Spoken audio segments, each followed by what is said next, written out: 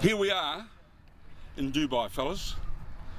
In exactly 24 hours' time, we'll be over there on that #1 pitch for the first ever international for our country, Lebanon versus Jordan. HSBC's commitment to grassroots rugby was on full display in Dubai, where international debutants Lebanon and Jordan were scheduled to face off in the curtain raiser of Week 4's Asian Five Nations Top 5 fixture between the Arabian Gulf and Korea. It's a huge game. It's I mean, some of the lads have been playing for like 10 years and building up to this moment, and it's we even had Prince Rashid come down and speak to the guys before we left on Wednesday. I think we've progressed from where we started maybe 3 weeks ago in preparation for this game.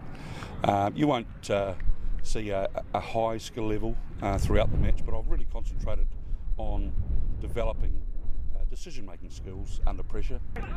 Lebanon jumped out to an early 5-point lead and added to its tally when front row forward Liam Fitzgerald brushed past teammate Raymond Aspor before spinning his way through 2 Jordan defenders and grabbing the 5 points in the 17th minute. Jordan answered back 7 minutes later on a strong run by centre Nidal Ziyadat. The conversion failed, but Jordan had cut the lead to 12 points to 5.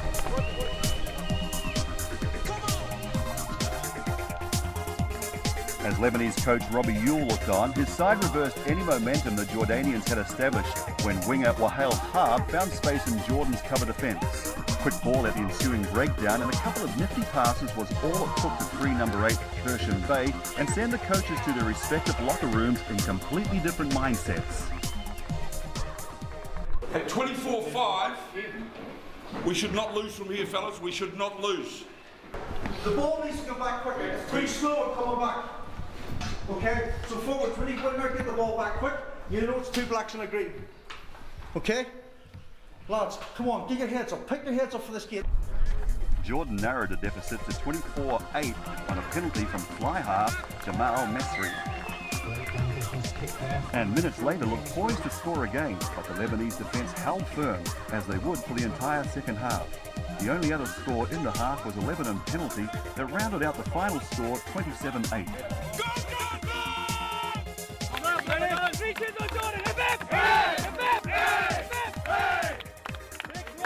Well, good game. We worked hard, we played together. A few mistakes, a lot of penalties, but that's something we'll learn on the way. But for me, as a captain, I'm proud of you and the team and my country.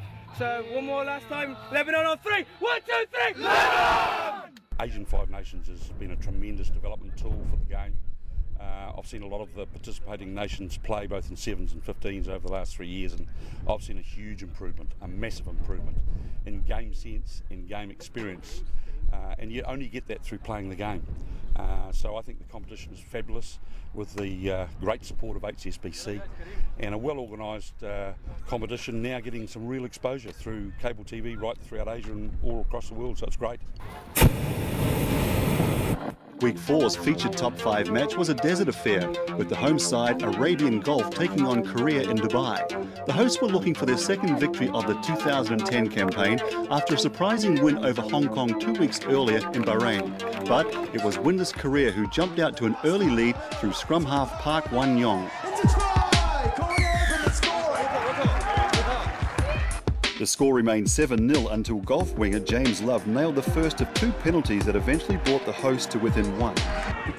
With half-time fast approaching, Korea went back to work. Yu Chul-kyul did the hard yards, darting past and through a number of Gulf defenders before finally being stopped just short of the line. The forwards arrived quickly and number 8 Han Kyu-yul eventually touched down to give the visitors an 8-point advantage at the break. On the Gulf team as they drive it over, he's got the ball down! Han Kyu for a try! While the future of Gulf rugby kept busy on the sidelines, both teams' coaches were furiously trying to rally their troops. The Koreans were clinging to a 14-6 lead, but with temperatures hovering in the high 30s, how long could they keep up the pace? Not long it seemed. While they came out aggressive, it was fly half Duncan Murray who bruised his way through the Korean defence to score an incredible try. Into trouble. Even the referee takes him on. He's still got the ball. Oh, that's a good try from Duncan Murray! Down by a point, it was once again the Gulf on attack. Centre Trent Eastgate's hustling support play was rewarded with a try when his midfield partner Taif Al-Dalami offloaded just a metre from the line. 10 minutes later, Love extended the Gulf's lead to a converted try with less than 8 minutes remaining. Going right, but it's good! He's gone over! But Korea wasn't finished. With time running out, the forwards put together a string of phases and were on attack inside the Gulf 22.